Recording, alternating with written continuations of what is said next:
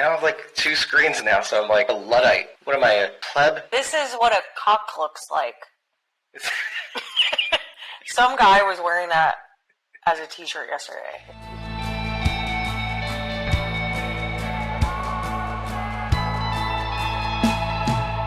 We are Squawking Dead, a podcast pulverizing episodes beyond the Walking Dead universe. Sometimes we give you news, sometimes doors slam behind me, but most times we go deep. I'm your host, David Cameo, and I'm joined by Punky Brewster Bridget, ko-fi.com/Punky Brewster. That's PUNKYBRUISETER. And today we're here at the Drury Inn That's not what this is. in lovely Tampa, Florida. I wish it was a Drury Inn because then we'd have dinner. Lovely dinner every night in the Drury Inn where dreams come true. And I become Tommy Malibu. It's true. Dave is Tommy Malibu. We're not going to explain that. It's fine. It is fine. We're in Tampa, Florida. For Spookala. But our commitment is undying, unwavering commitment to the podcast because we are literally filming in a potato. This whole thing is Well, I'm in a potato. You're in a potato. I'm also in a potato. You look fantastic, though. This sofa is easily a potato. It does look like a potato, a baked potato that's been left out, clearly. It's as mushy as one. I think you have to be honest with our audience. It's my unwavering and unbending and unyielding resolve. That's fair. I'm using resolve very generously when it comes to this recording right here. I mean, look at this. This is a Rode shotgun mic that I just rigged up, connected it to earbuds in order to give you this lovely podcast. And Bridget's on my Beats headset mic, which actually sounds pretty good. I use that when we did the boys recording for, I think it was the second to last or third to last episode of the season. And I was stuck in the office, so I used that. Today we're here to talk to you about From's third episode of its third season titled Mousetrap. Charity and Rachel are in the chat, just to mention that. And I think this is the part where I'm going to insert our little conversation that we had earlier because we're all little gaslighters. Rachel, let me see that cup. That's cute. Your little witchy cup. Oh, now she gets close to the mic. It's my little witchy cup. Wait 1 minute. This is why they're echoey, Dave, because they're in the same room. Wait, no, is that for real? Yes. Seriously? I'm leaving. You know what's also funny? We're in the same room. I know. This is weird. Why is Rachel so echoey? What's the technical problem? Also, when I do this, it looks like I have no arms because I have a potato camera. It's a potato camera. So what happened, Charity? You drove up there? Yeah, all of my delivery areas wiped out. Like, literally. Yeah. And I just had to go somewhere where I can work. So I have another surprise, Dave. Rachel and Bridget meet Evelyn. I'm going to see your We kidnapped her. And she's here, too. For who? I'm going to raise you a... I'm going to raise you a Nick and a Brian. Oh, my God. Rachel, you know what's really sad? You're not going to be recorded because you're in the producer link. I started working my way up and decided to come stay here for a few days and work. So I've been here, but Well, I mean, you just got here, right? No, I've been here for a few days. We've been keeping it a secret. It's been very hard. They get to go to Spookala, so I'm going to go on vacation, too. It's not a vacation. More surprise, Bridget. The dragon? Did Ray tattoo you? Yep. Oh, I love it. I'm jealous now. Spookala. Dave, Spookala. I want to be in Michigan. There's the door. You can see the latch from here. Michigan is the happening place right now. You could be Tommy Malibu and start driving. Anyway, I really did just want to say hi to everybody, and sorry I haven't been around. To the listeners, kind of a disaster, and you don't have to apologize at all. I mean, everything, like, we're fine. Everything is fine. Nobody got hurt. We didn't lose any property, no damage or anything like that, but west of us is pretty messed up. 85% of my delivery area was in those areas, so I have had no work. Rachel was nice enough to let me come up and hang a few days and work here. Same thing with Columbus. I had to stop, and Brian let me crash on his couch. Oh, that's cool. And then I got to meet Nick the next day, too, so it was awesome. That's nice. Rachel and I have been having some fun. I went to work with her last night and got to watch her perform. You're so sneaky. You're like, oh, I'll be up early. I'm like, that's not normal. Yeah, I was like, that's weird, but okay. I literally said, as you texted yesterday, I was like, what the I said it out loud, like Dave could hear me. Doesn't 'Cause make sense. This is where my bedroom was. Yeah. Wait, This actually, is where Dave's bedroom was. Well, So he could just hear me I have anytime we been talk. staying in my car, so like I have been getting up early and riding around and stuff. Go the scared me. I told Rachel, I'm like, at least you get to be in on the surprise this time. Yeah, that's true. You love a surprise. I do. Jeremy. I love- You do. I love gaslighting my friends in a good way. so does Bridget when it comes to Fallout. Never forget. What? Oh, because I lied. What? What are you for- yeah. talking about? Dave said I love to gaslight my friends also We love to gaslight our friends. regarding Why don't we Fallout. just call this the Gaslight Podcast? The logo will be much easier. It'll be like a lamp and with a skull in it in a flame. That winded me. Just running out. I was gaslighting you to thinking I was healthy. Oh my god. I'm not. I lied. I watched the episode with Rachel, but I'm not into the show, so I'm going out and go to audience and just kind of hang out with you guys. So there's also a good chance that I'm going to go take a nap very soon. So, Oh, well, excuse me. well, I'm not the one decided to do this at 9:00 in the morning. Speaking of, we really got to get rolling because we're gonna have to go to the convention soon. Bye, Bye. bye, audience. I love all you guys, and I'll see you soon. I get to cut this out and put this somewhere else. I pick them up, I put them down. And then we're back. The magic of editing, because we're in the Drury Inn. And That's not what this is. you can see the staircase behind you. I was sleeping on the couch. We collapsed it. Bridget's using it to sit. So she was sleeping up there while I was sleeping down here. But we woke up early this morning to watch this episode of From. And I take my time watching it because I was busy getting notes. So she's far ahead of me. She's watching the episode. And in the middle of my note taking, she goes, "Oh my God. Oh, what?" And by the way, forever after that, she's like watching 30 Rock. No, she's watching Parks and Rec, I think it was. And then she's like laughing all the way. It was like the bottle has been opened on the laughter and the reaction. So she just kept reacting to things after that. I'm like, what is going on? This episode started becoming funny? What is happening? No. No, I was watching Parks and Rec after that. No, actually, I think I was laughing probably at TikToks. Okay. So I'm just like in a little nest up there, and I needed to decompress after watching this episode from. Yeah, so I yelled a lot, and Even through my noise canceling, clearly you can see them headphones. Not these, the one she's wearing. the ending was very startling to me. Did you see it coming? Because I did not. I did not actually at all. I thought something bad was going to happen. I was like, oh God. Well, I thought she was right, is what I I was was like, thinking. maybe Tabby's right and she hasn't actually left. What does that mean? This whole thing. And then the ambulance stops and it flips over to the driver. And as soon as he said there's a tree, I was like, oh, that was the first. That was oh my God. So up to that point, first episode had a lot of action. The second episode had to have Tremendous like the drama. characters really dealing with what had happened. And so I wasn't expecting a lot of action in this one. And it didn't have a ton, but then all of a sudden you get that piece at the end. So I really enjoyed it. A lot of unassuming things happened in this episode. Really unassuming. It was just so slow. And Yeah. it was like, what are these beats?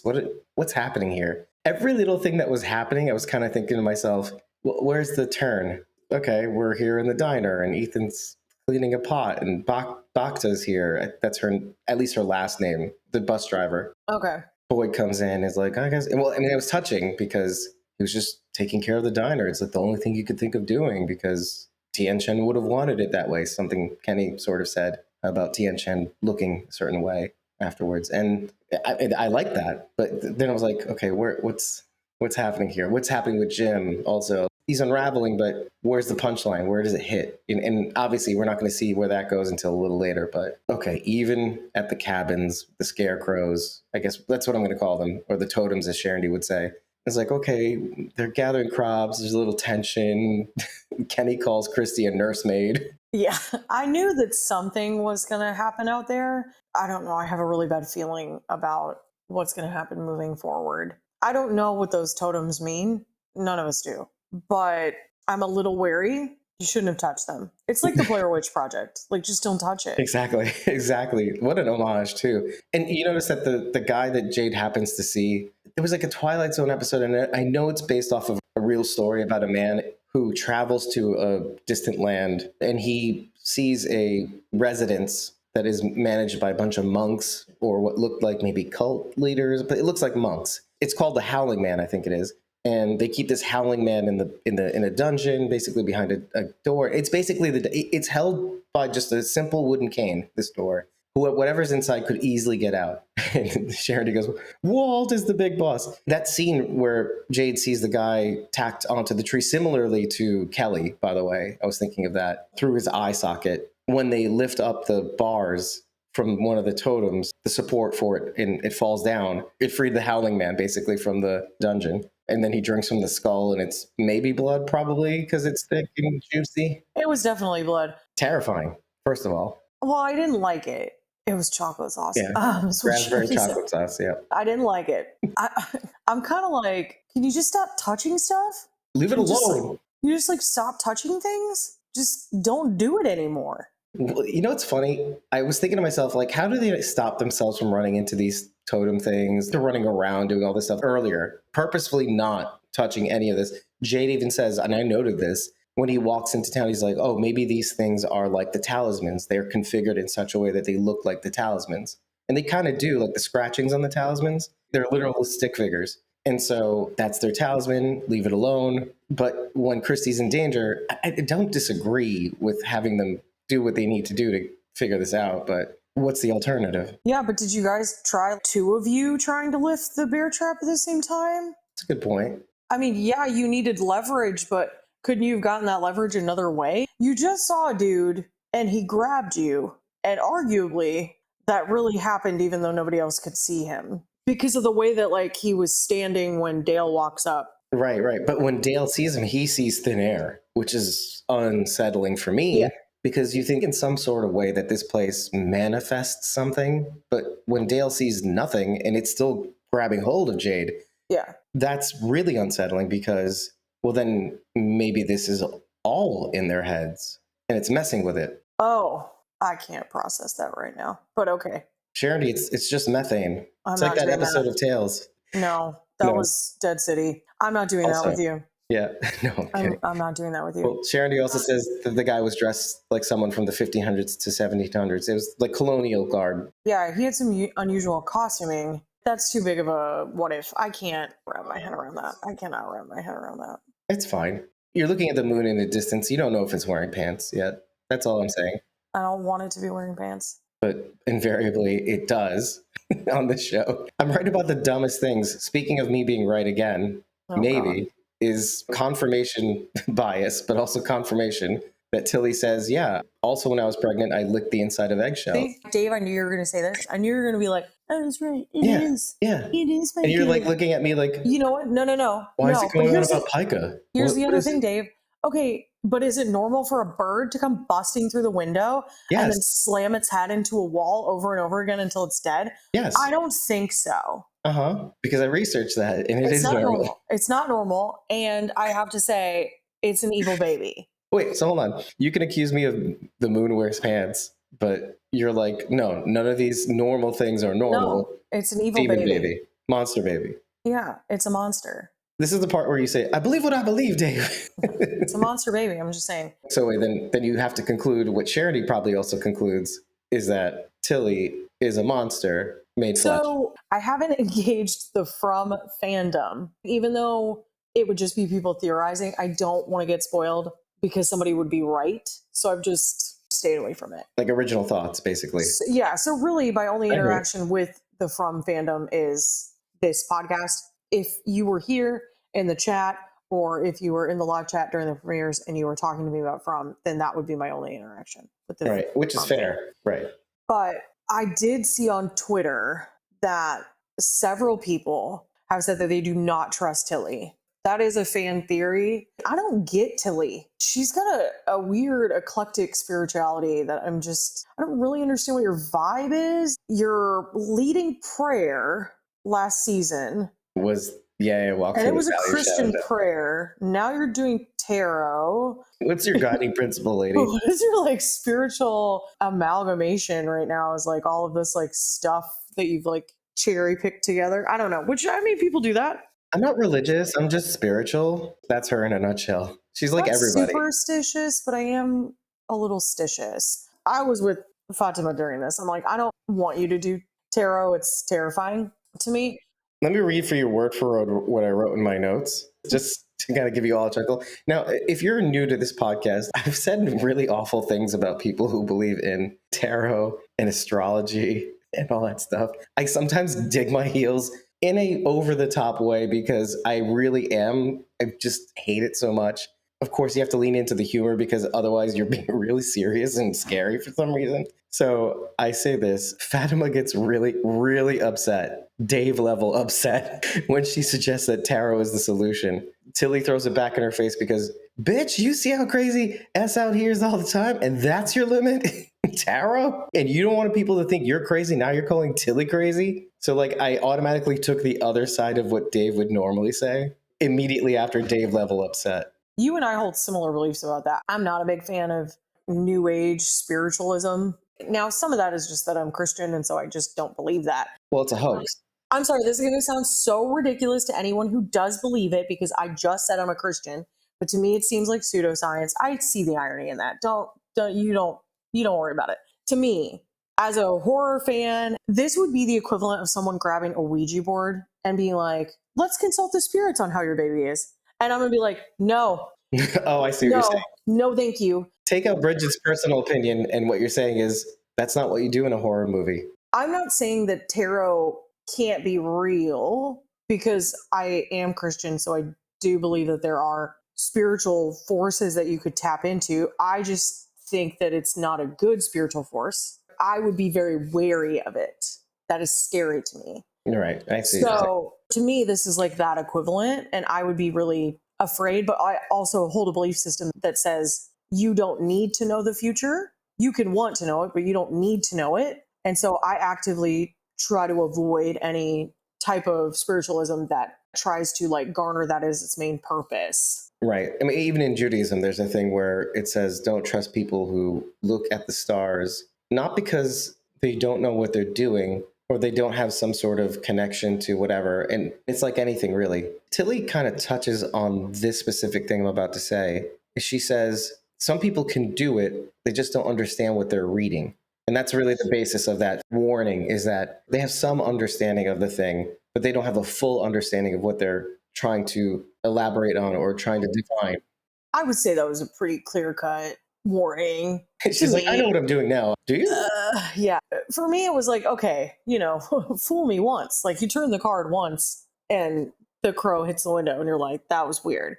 Well, they didn't even get to turn the card yet. She asked the question and the Try crow to do hits it a the second window. time and it comes flying through the window and then beats its head into a wall until it dies. I mean, I'm just going to go ahead and say it. I will preface this because like I probably sound like a Spanish crusader right now, like with the level of like what I'm saying. That's how I think of you. That's Literally. I just want to clarify, like you do. Were you you. my inquisitioner, Bridget? Yeah, you do you. If that's part of your spirituality, that's your choice. That's your journey. That's your choice. It's not mine, and I am very wary of it. So I'm scared of this. This seems like this would be dangerous. And then it proves that it is in this moment. Now, I think you could argue this does the thing that Hollywood really likes to do, which is a person who believes in this, I think, would think of this as a pretty innocuous act, doing a tarot reading. Right. I mean, it's personal, but that should be just something that you could do. And they're saying, "Oh, look, it's evil." Crusader. I'm not trying to be a crusader right now. No, literally what you just did was say, I'm not trying to tell you I told you so. No, So. no, that's not what I'm saying. I was just saying, like, of course, I'm sure someone who believes in tarot and like that's part of their spirituality, This probably felt really offensive. That's all all I'm you're saying. That's all you're saying. This Okay. probably felt super offensive. Well, they didn't have the little words at the bottom that said for entertainment purposes only. And then the crow is trying to bust in saying the crow is the legal department. Saying, I don't don't do like it. you. Don't do it and put the thing on the screen. Now, I think you could argue is the place trying to stop them from doing it Yes. because it would be important.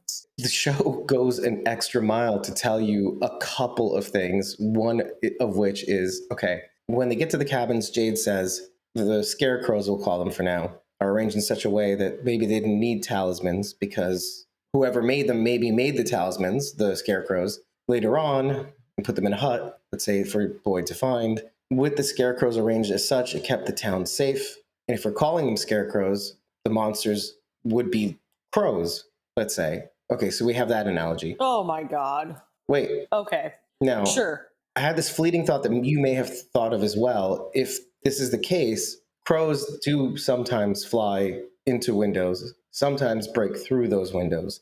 Either it's a shiny object that it sees in the window that it wants, or it sees its reflection. And the symbolism behind that, if you want to look at the symbolism like tarot, is that when a bird flies through your window, sometimes a crow, it's usually a good sign, actually. It means that it's the end of one thing and it's the beginning of another, or it's the end of a bad thing, let's say, and good things should start to happen. I'm not sure. But maybe instead of the tarot reading, this bird is that symbol for Fatima. Arguably, that's the same thing for the death card in tarot. Right. It's ominous because we think, oh, that must be bad, but it actually usually means rebirth or why did I say it like that? Rebirth or a new beginning or something. We're in the South. You're saying all things weird now. No, or normal that's for how you. I talk. It's a symbol of rebirth and new beginnings, new ends. Shut up, Dave. I'm in the right place. Anyway, so what do you think about that? Because I thought maybe the crow also might have thought that Fatima, because you guys invaded my brain. Because we assume that the baby. Stop saying Fatima. Fatima. Fatty. Well, would you be more comfortable if I called her Fatty? No. Anyway, you guys are so obsessed, and so is Fatima also. She's obsessed with the baby being a demon baby or a monster baby, right? Because she basically almost said it in this episode. But we're making so many assumptions about the baby being the monster baby. We're not thinking about Fatima being a monster. Well, here you go, Dave. And the baby being totally fine. Now, this is from Quora, so take it with a grain of salt. It was delivered by a bot, but here you go. When a crow hits your window, it can have several interpretations, both practical and symbolic. Omen or message. In various cultures, a crow hitting a window may be seen as an omen or a message from the spirit world, often interpreted as a sign of change or a warning. The second option would be awareness. Some believe it can signify the need to pay attention to something in your life that you might be ignoring. In general, if a crow hits your window, it's likely just an accident. But if you're inclined towards symbolism, it could hold personal meaning for you. Well, yeah, and that's what we do here, in case you're wondering. The moon sometimes puts one leg on and sometimes it takes it off. One moon wears pants one leg on at a time, basically. But I was thinking that, yeah, what if the crow recognized its friend? And that friend is Fatima. Is that better? They said it that way. Why do you want to call her Fatima? I don't understand. That's not how you say it. Fatima. That's how you say it. You sound like Harold because that's how he said it in the first episode. Harold Perrineau? Yes. And I was like, good Lord, what is happening? I'm going to say it how I'm going to say it, and you say it how you say it. That's fine. Tomato, tomato. It's like when my dad used to say vitamin. Fatima. You're wrong, but it's fine. It's okay. I can be wrong. It's not David. It is David. That's how I say it now. So. Oh, well, technically it is David. So I guess two wrongs make a wrong. Again, we're so obsessed with the baby being the monster, but what if the baby's actually completely fine and we're not looking at Fatima? I mean, it is classic. I don't know. Yeah, maybe it's a misdirect. Maybe it's a misdirect. There's a likelihood she could die in childbirth. Oh, great. That is a classic television trope. Maybe she has to die for the baby to live. Well, let's put this on pause for a second, because one of the things that we said... He's like, what's your opinion? Never mind. No, you're stuck. One of the things that alarmed me about these, because you get to the end and you're so stuck on the fact that the ambulance is in the stuck place now with Henry Kavanaugh Tabitha's back, and all these other people, the EMT, the cop, that notice, oh, it's the lunchbox lady. Okay, I get it. You're right. That is weird. Why? And it's a rope? Anyway. Her delivery was more weird of the line. It was like the thing last episode with that lady from Colony House where I was like, what is your beef, dude? Oh, like, Nikki? why? Do you extras or you like one-liner people, you like background casting? Do you have an issue with the cast? Are you guys beefing in real time? Like, what is happening? Do you guys not get paid It enough? was What's happening? delivered like so angrily. If someone had said that to me, I probably would have punched them. Well, listen, Tabitha, she was a captive audience. She couldn't do anything at the time. She was kind of like trying to get up to punch her. She's like, oh, my head hurts. Yeah. Oh, I can't. Oh, the room is spinning. But by the way, poor Tabitha, this is like thrown from a lighthouse days ago. She got into a car wreck with Henry Kavanaugh. She's not Well, having a good week. My concern is there's 5 people coming in now. That's what I was getting to. I was like, this is the one thing that we said, and that was when people come into town, other people have to die. Or at least maybe with, was it Christy, Dale, Kenny, Roger, and a woman. So that's 5 people that are in the cabins. Well, Tien Chen just died. And Tien Chen just died. So that made room for the 4 people that came in. So if only one person survives the cabins. And those people remain in the cabins, the town is okay. It better be Kenny. Oh, no. Oh, no, then the I line. can't choose between Jade and Kenny. No, but then Kenny said, oh, so this is the, okay. All right, you know what I can say? I can say this 100%. It better not be Dale that lives. That is the worst. Well, okay, because then it actually goes to the line that Christy says that she reminds Kenny of about what Tien Chen says, which is, you'll never be alone. So if you'll never be alone, we'll all die together and Dale will be alive. She's right. She's right. Dale lives. Hashtag Dale lives. You know what? If it was Walking Dead Dale, fine. I don't like this I was Dale. thinking of, This I Dale's like- the worst. I like this. This Dale is, remember that joke that we made? This is Bizarro Dale. Me, Elad. Not Elad. I don't like him. Or Laid, as Sharon said, which basically broke our brain a little bit. It's Cockdale. This is what a cuck looks like. It's Cockdale, and it's the song from DuckTales. No, that is a bop though, for real. Life is like a hurricane here in Duckburg. Place. See, like, I want to like think of lyrics for Cockdale. Ooh. Anyway, sorry. No, Not now. We'll Okay. think of it later. I don't like this. We'll actually open the show with Cockdale. No, Do, do, do, do, do, do, that's why it's good. The beat. Yeah, exactly. Okay, just to wrap that up, I don't know if we articulated it this well, but yes, what we sort of established is that for new people to arrive, some people have to go, whether it's dead or away from the town in Colony House. Well, I mean, I did think it was weird they brought a bunch of red shirts with them, but it's weird that all those people were wearing red. A gal in blue, an EMT in red, another EMT in red. You'll have to keep the cop. The optics don't look good. You know, you got to kill an EMT, right? You gotta kill an EMT. They I gotta. don't know. I don't know what's gonna happen with that. I'm worried. Well, Henry will hopefully get to reunite with his son sooner than expected, but I hope Victor so. does show up in this episode at Sarah's place, and we never get to see what the story he tells. We don't. He's been looking at his treasure map. At first, I just thought he was measuring The trees again. where the trees, which they have visibly moved away from the house, They have. Well, or it's that the winter kind of makes it feel like they have. which is weird.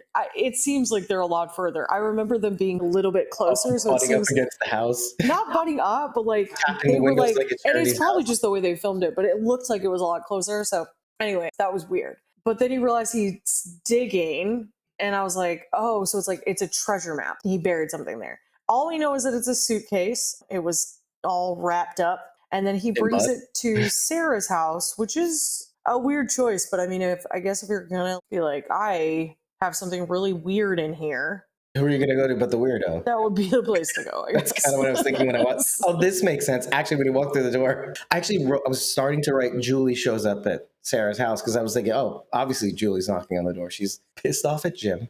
Oh, Which, yeah. okay, I feel bad for Jim. Julie is really giving it hard to him. We'll go back to Sarah, but that really upset me. No, she has every right. She does, but She's absolutely every right. As a kid who, I love her.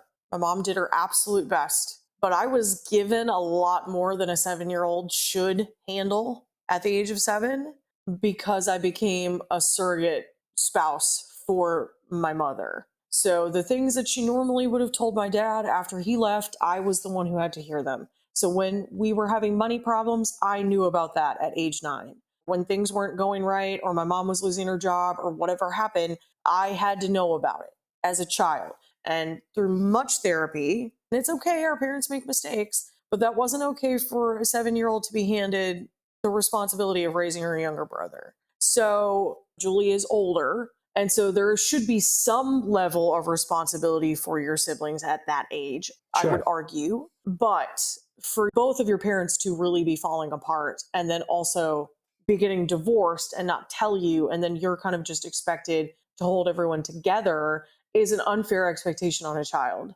I understand that she's a teen, but it's still an unfair expectation to have for your child. Sure. I think the opposite problem is happening with Jim and Julie than what happened to you, which is just as damaging.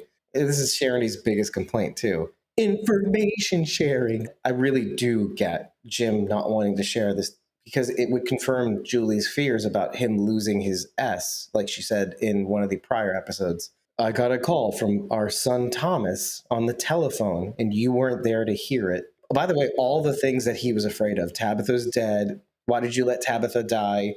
The kids are falling apart. So he runs in and gets the kids because he's operating on this fear that this fake Thomas, because he is fake, that this Thomas is telling him. And you're caught between obviously knowing that that's not Thomas, that this place is pushing your buttons, but also I'm still hoping that it is. But also it sort of saying the thing that he's thinking anyway. So like, do you blame him for not telling Julie? No, I don't blame him for that. But here's the thing.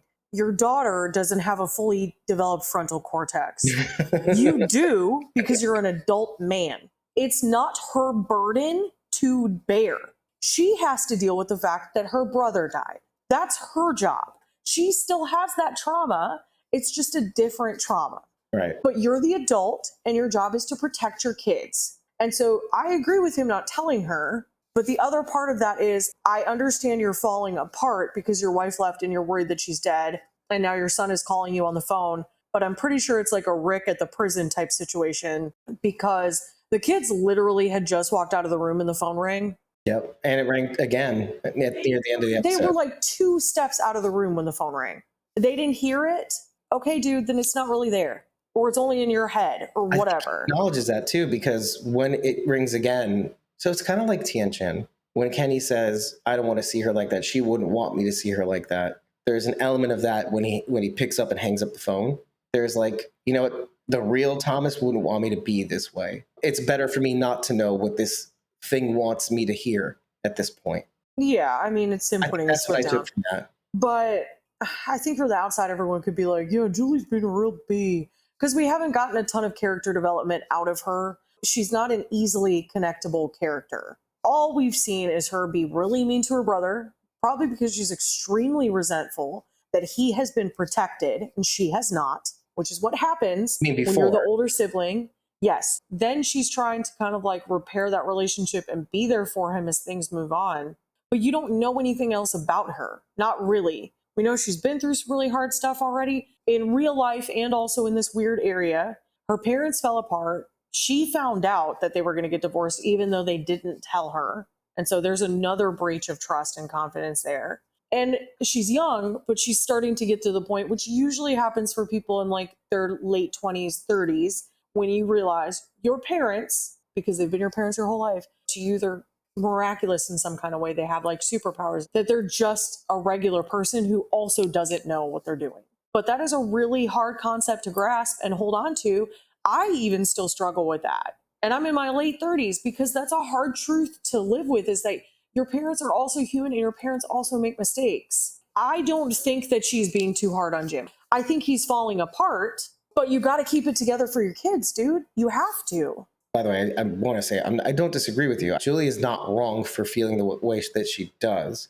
I just think Jim is having a hard time navigating this, because it's one thing if you're in the outside navigating this situation with a child who can't handle a divorce, let's say. We'll use that example because it's there. It's another thing to realize that this place loves to play on your worst fears And one of the biggest things about this place is that it gets itself to do for some reason, because people don't want other people to think that they're crazy, is it gets people to not share the things that they see, which is probably what people should be doing. Tilly touches on it on this episode. She says, you think you're crazy? You just don't understand what you're going through, because I went through it too. Let's just say that's true. Let's not start calling other people crazy just yet, because here we are in this place where it's the big ball of fire in the sky.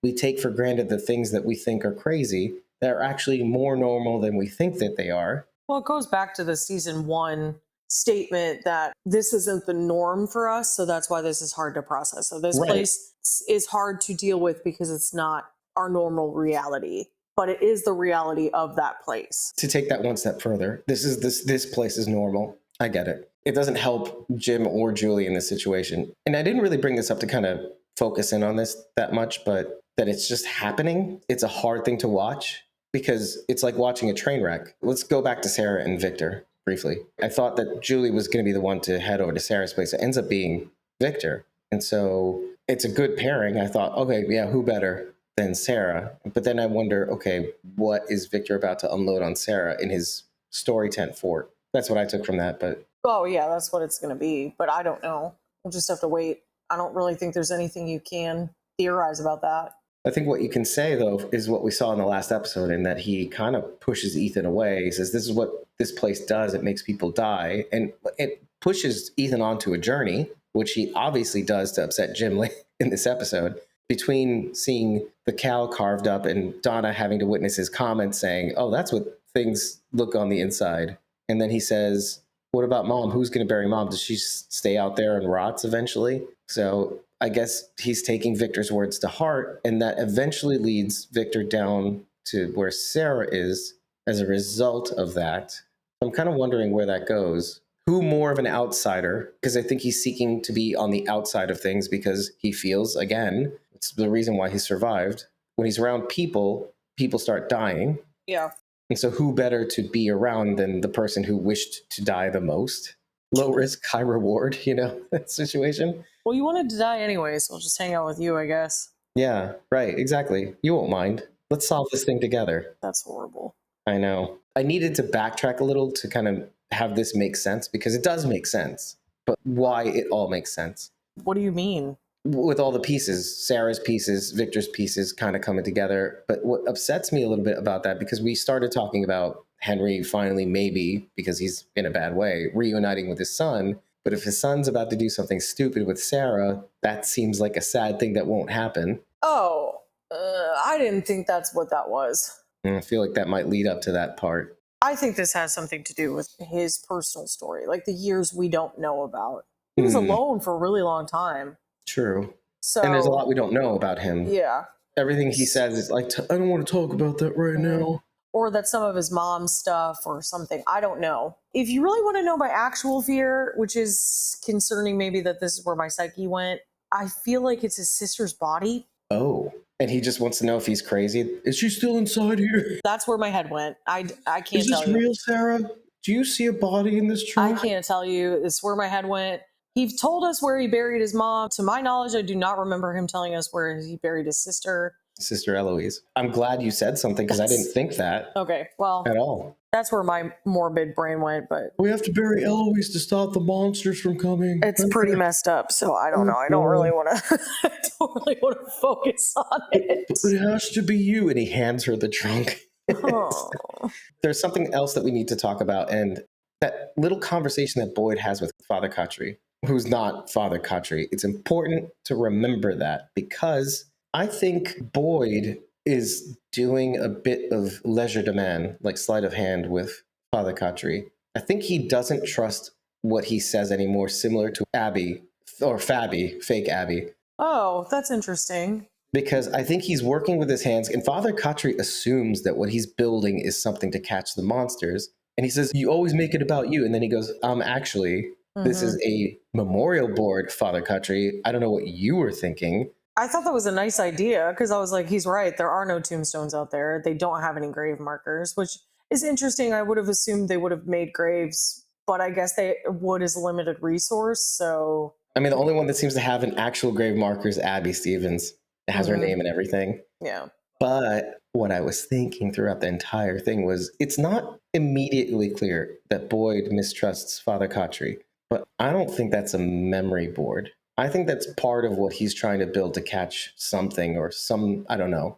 Because I keep thinking to myself, the monsters know what they see. They don't know what's inside these people's heads necessarily. They can extract only Interesting. so much. Maybe it's a way to cover the talisman so that they don't know. Something Or to maybe that it's on the back of the talisman so he can put it on the wall or whatever when he traps one in a right. And so it's not building. obvious that it's there. Sure. Yeah, maybe. Or maybe the talismans, I'm just thinking to myself, something stupid. Maybe the talismans don't really work. And that the idea of the talismans working keeps people's hopes alive, right? So that when they do screw up or the talisman falls on the floor, then they can come in. And so let's say a monster comes I in. don't know. I'm gonna say no to that, Dave. I'm not even gonna allow that because he fell into a pit with a ton of them there, and that's how the monsters didn't follow him. Well, yeah, the talisman hunt, right. Yes, there's no other rhyme or reason. He didn't even have hope in that moment. He was just terrified that he was gonna die. Right.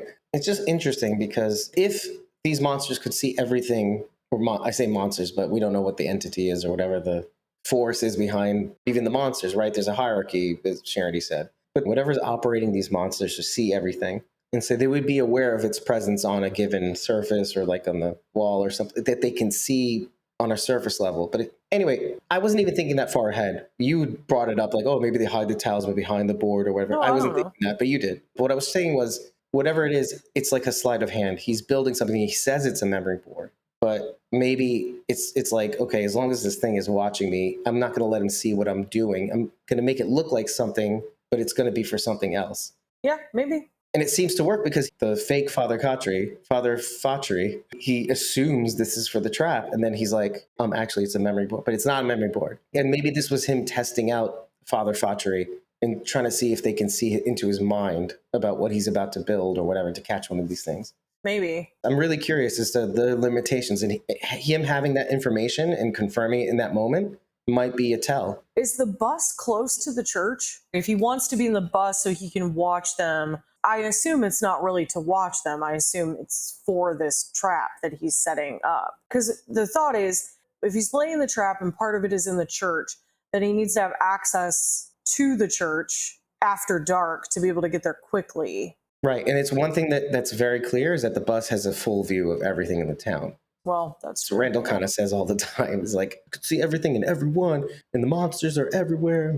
Which, by the way, seeing him and his state and seeing the cicadas again, or whatever it was, I don't know if there were cicadas, but I heard the sound, and it sounded like cicadas, makes me think that he's not been getting much sleep since he's been back. The only person who seems okay is Marielle. Julie's not okay. Randall's not okay. Marielle seems okay for some reason. Well, Marielle seems okay, but I think even you guys sort of alluded to the fact that she seems too okay, too positive. I was like undetectable, like she seems like another person all of a sudden. Maybe she's been taken over. By the they in the from. I can't. No, we're doing no. Okay, Nope. let's move on. The moon's, he's putting on one leg. Yep, I can't do it. Let's move on. We're going too off the rails here. All right, take off your shoes, Moon. No more pants for you. So Rachel says the suitcase was clearly buried. Yep. It's clearly that which he dug up earlier at the tree line. Well, he knocked over the stick figure, so obviously the dream demon is back. Well, or something to that effect. Something was let loose again that was... I don't know. There's way worse things out in the woods. That's what they say. Yeah, it's funny. Had that end scene not happened, I would have said, nothing happened in this episode. Not really. Sort of.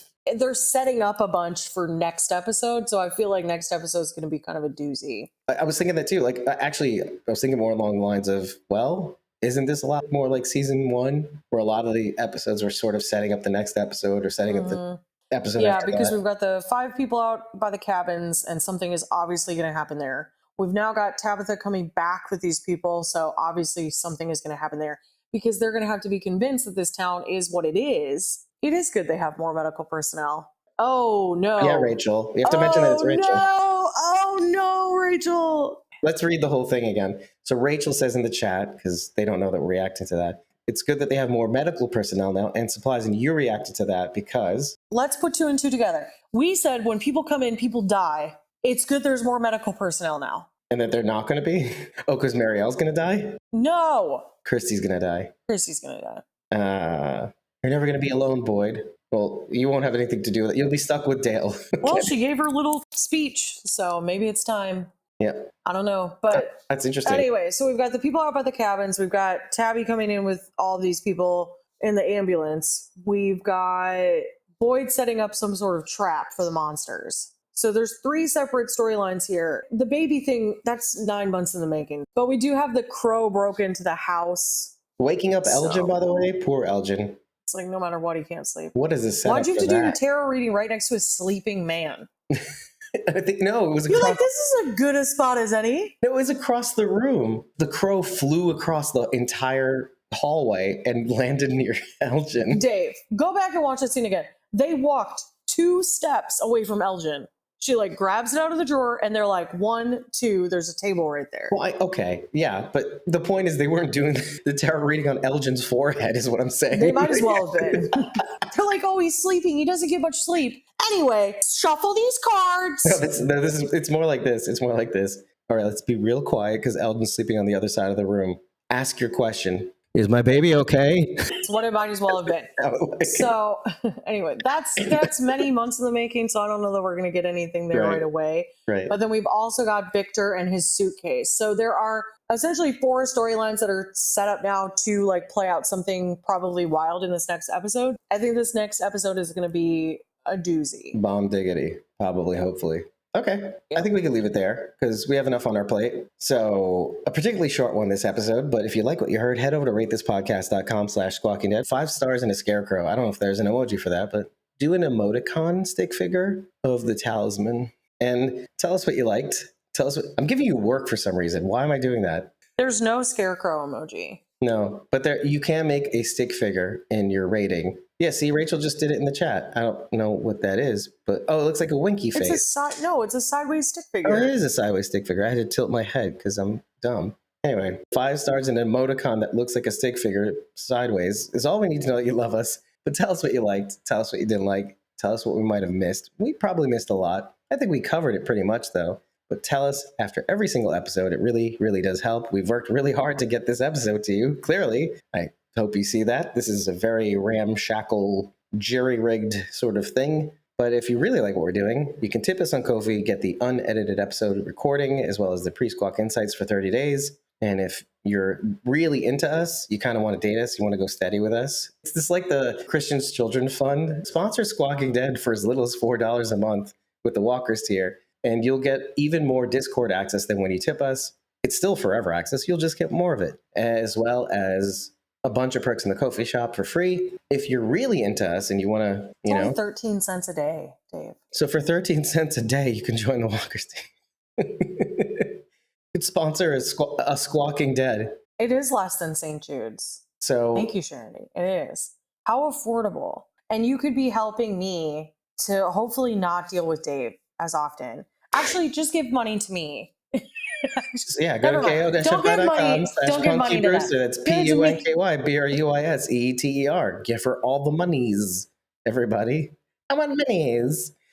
For a little extra, you decide to join the Whispers Survivors or Great M tier, you can get access to our Jackbox Games live streams, a free classic t-shirt from our merch store, as well as discounts in the Ko-fi shop. Decide to join the Survivors and Great M tier. You can join us on screen during these recordings, lending us your thoughts along the way with your face and mouth mic. And if you decide to join the Great M tier, you will also receive, among all other perks, which you can read on Ko-fi and Patreon. It's fully laid out. You'll have access to our core channel on our Discord, which gives you the ability to join our private conversations discussing the behind-the-scenes things that we need to discuss without the audience. Things like budgets, where should we go for cons, where should we not go for cons, how much money we should spend, what we should be doing. You have a lot more weight in these conversations because you have access to them. In any case, I'm your host, David Cameo, and I was joined by the lovely Bridget. You can hear it from her mic because she's in the same room as me. ko-fi.com/punkybrewster. It's PUNKYBRUSETER. And Rachel and Charity in the chat. And Rachel says, money, please. Money, please. Money, money, money. Bye, everybody. That's it. Parks and Rec, Dave. That's it. That's it. Good night, everybody. We'll see you soon. Or good morning for us. Love you guys. I'm glad you get to be together, Sharon and Rachel. Yeah, me too. It's really Glad you're odd together. that you didn't tell us, but that's cool. It's Cool, we're classic still friends. Sharon D. I want a tattoo. Damn it. That's it. No, I want a tattoo. Tattoos, please. Is my baby okay?